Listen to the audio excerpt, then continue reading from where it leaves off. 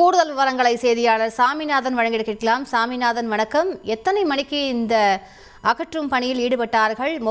எவ்வளவு வீடுகள் இதுவரை அகற்றப்பட்டு இருக்கின்றன? எவ்வளவு நாட்கள் ஆகும் இது முழுவதுமாக அகற்றப்படுவதற்கு? கூடுதல் விவரங்களை பதிவு பண்ணுங்க சாமிநாதன்.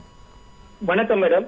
திருவள்ளூர் மாவட்டம் கும்மிடிப்பூண்டி அடுத்த ஈகுவார்பாளையம் ஊராட்சிக்கு உட்பட்டது மேல்பாக்கம் கிராமம். இங்கு வனத்துறைக்கு சொந்தமான இடத்தில் தளம் போட்ட வீடுகள், குடிசை வீடுகள் என சுமார் 60க்கும் மேற்பட்ட வீடுகள் உள்ளன.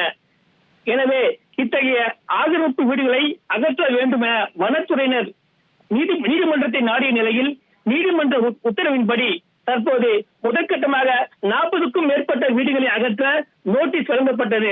அந்த அடிப்படையில் வருவாய்த்துறையினர் ஆக்கிரமிப்பை அகற்ற 300க்கும் மேற்பட்ட போலீசாருடன் ஜேசிபி இயந்திரமுடன் சம்பவ இடத்துக்கு காலையில் வந்தனர். காலை 9 மணியிலிருந்து இந்த பிரச்சனை நீடித்து வருகிறது. இதற்கு எதிர்ப்பு தெரிவித்து அப்பகுதி மக்கள் தொடர்ந்து பேச்சுவார்த்தை நடத்தினர். அந்த பேச்சுவார்த்தையில் பொதுமக்களுடன் அரசியல்வாதிகளும் வழக்கறிஞர்களும் கலந்து கொண்டு கடும் எதிர்ப்பு தெரிவித்தனர்.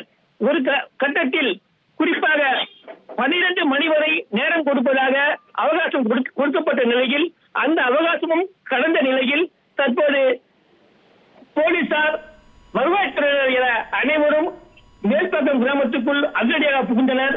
அவ்வாறு புகுந்தவர்களை தடுத்து நிறுத்திய பெண்கள், அரசியல்வாதிகள், ஊர் மக்கள் என பலரை, அதாவது 100க்கும் மேற்பட்டவர்களை போலீசார் கைது செய்து பேருந்தில் ஏற்றியுள்ளனர்.